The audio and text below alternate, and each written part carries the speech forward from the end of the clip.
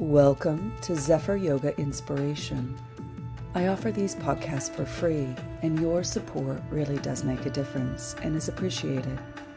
To make a donation, please click the link in the episode description or visit zephyryoga.com.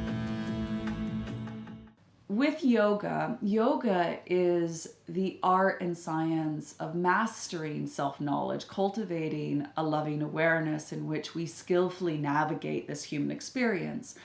Tantra is that weaving of all different modalities together, mastering the power of prana, cultivating this powerful transformative energy to fulfill our desires in our embodiment, leading us to fulfillment, contentment, and liberation.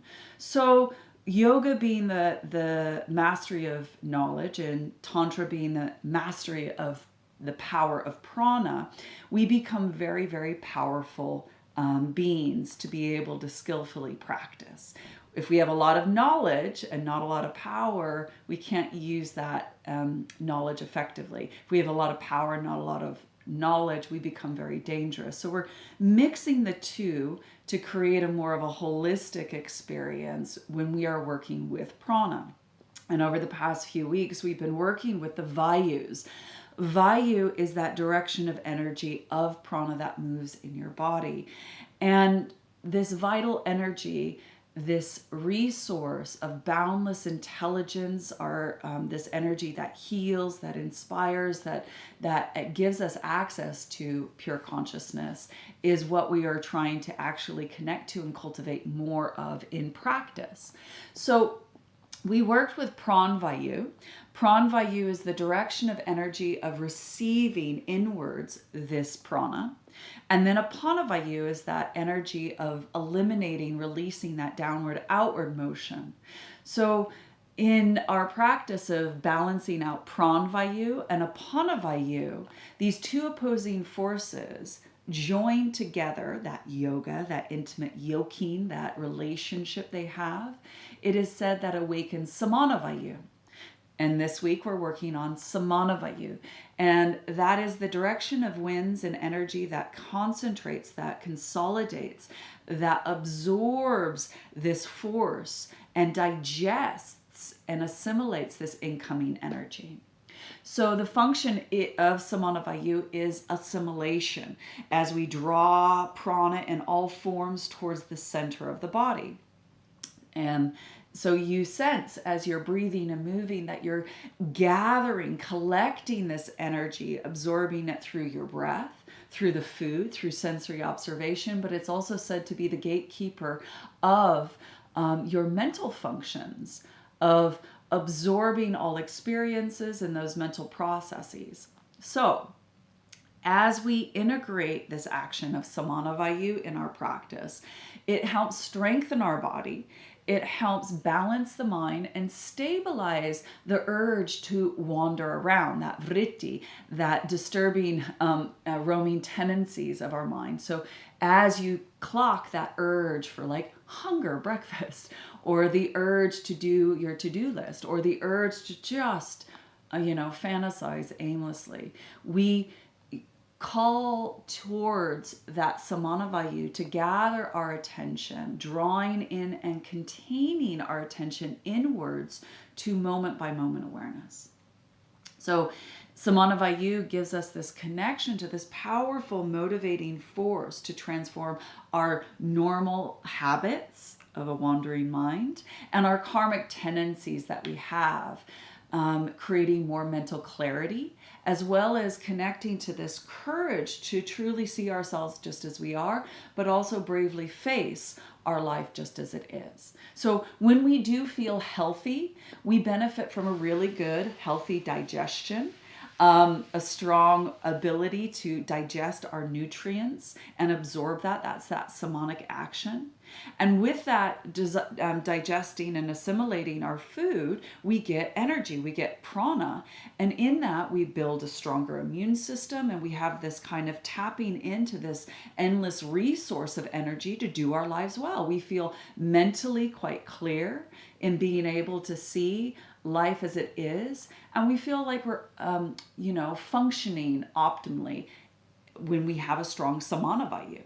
So this gathering of all this prana really is connecting us to increasing our vitality, increasing our life force. And then we feel that we can actually fulfill our duties, our responsibilities, and our desires in our life. So when we are focusing on Samana Vayu, what you're going to find in this practice is you're going to connect to Manipura chakra. This solar plex chakra, it's our third chakra along the Sushumna Nadi. And this chakra is all about self-identification, self-definition. It's where we hold our self-esteem, a quiet confidence, a self-belief, this drive and determination to do our lives well. But when out of balance, we either have poor self-esteem or a lack of drive, or we become very dominant and aggressive and angry and intolerant, impatient. So what we're trying to do is balance out this area, creating the right flame in which we connect to this transformative power. And it's said that the fire element is in the abode of the Manipura chakra. And fire becomes a very essential part of a Hatha yoga practice. So Hatha yoga, ha-ta, is solar lunar. So two opposing forces, and that you are forcing those together to have an intimate relationship. So that yoga, that union, two opposing, the inhale, the exhale, consciousness and energy, or inner world, outer world, left and right. So you're drawing two opposing forces together to have this intimate relationship. So the hub of this pranic energy, this vitality, is said to be at the navel center. And as we draw the inhale and exhale, we gather the energy in our solar plexus. What we will find is there is this experience of an increased flame we call Agni, this flame of prana, Agni. And this fire is this desired fire that we want. We call it tapas. This heat for positive change we cultivate in our practice, and we feel it. We feel it in our tummy, in this energetic heat of our vitality, our life force, our enthusiasm to be in our practice. But we also have this digestive fire to digest our food, to absorb the nutrients. We also have it in our heart to be able to feel that warmth and that connection, that belonging to that love. We have it in our mind, in that way in which we have that mental fire to digest information and absorb it and understand, so we can utilize that information more effectively in our life. So as a result of this kind of gathering towards the center, burning this pranic flame even brighter, the energetic expansion of Samana Vayu causes this awakening of Sushumna Nadi. So you will find as you gather inwards, not only are you gathering towards the solar plexus, you sense this central line, the Sushumna. And it is said that when we become very, very sensitive in practice to the Sushumna Nadi, this core line, you start to achieve the ultimate goal of yoga, because it is the pathway to align yourself to that perfect absorption as the mind rests effortlessly in the body, awakening to the state of samadhi, which is perfect absorption of the inner and outer, of the mind body, of energy and consciousness. That yoga of perfect absorption where you dissolve the limited self and you become the greater self, one, whole, complete. That the boundaries of you dissolve and you are a part of everything and everything is a part of you.